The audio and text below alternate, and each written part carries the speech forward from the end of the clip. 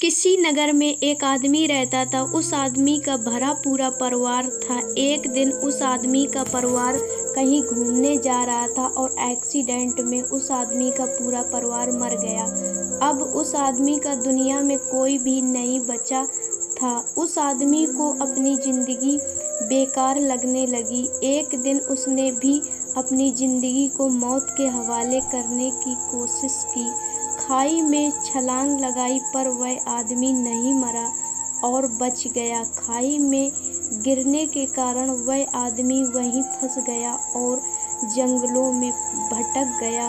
वह आदमी कई दिनों तक जंगलों में भटकता रहा पर उसे घर लौट जाने का कोई रास्ता नहीं मिला। कई दिनों तक जंगलों में भटकने के बाद उसे ऋषि मिले जो कि तपस्या में मग्न थे।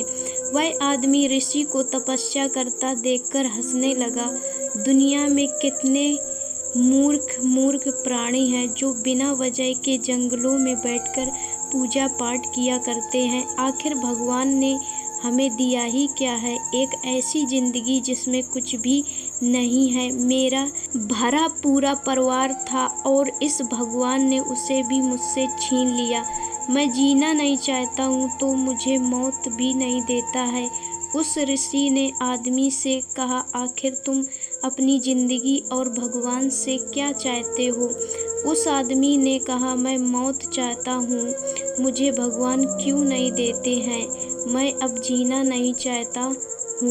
ऋषि ने उस आदमी को तलवार दी और कहा, तुम्हें यहाँ कोई मना नहीं करने वाला है। अपना सिर धड़ से अलग कर दो, पर करने से पहले एक बार यह जरूर सोचना, तुम जब संसार में आए थे तो अपने साथ क्या लेकर आए थे और जब तुम अपना सिर धड़ से अलग करोगे तो क्या लेकर जाओगे?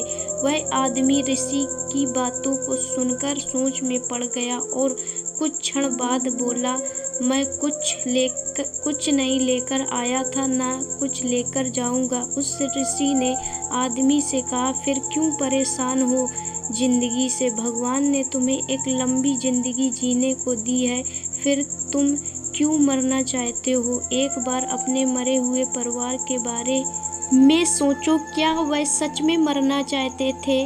पर भगवान ने उन्हें इतनी ही जिंदगी दी थी, उतने ही दिन वह तुम्हारे साथ जी गए हैं, पर तुम्हारे पास अभी भी जिंदगी बाकी है। खुद आत्महत्या करके बर्बाद ना करो। इस जीवन में दो ही सत्य हैं, जिसका जन्म हुआ है उसकी मृत्यु जरूर होगी।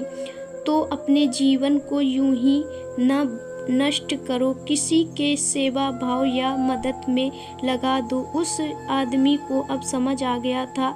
वह आदमी अपनी दुनिया वापस लौट